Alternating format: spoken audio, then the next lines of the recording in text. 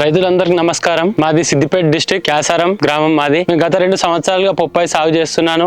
నేను ఎన్నో ఎరువులు వాడాను. దీనికి నాకు దేని నుంచే పరిష్కారం దొరకలేదు. తీసేద్దామనుకున్న పంటని నాకు పుష్కల్ వారు జాగిదార్ అనే దాన్ని నాకు అందజేశారు. దాని వల్ల గ్రోత్ బాగుంది. దీన్ని వాడడం వల్ల నాకు మంచి రిజల్ట్ కనబడింది.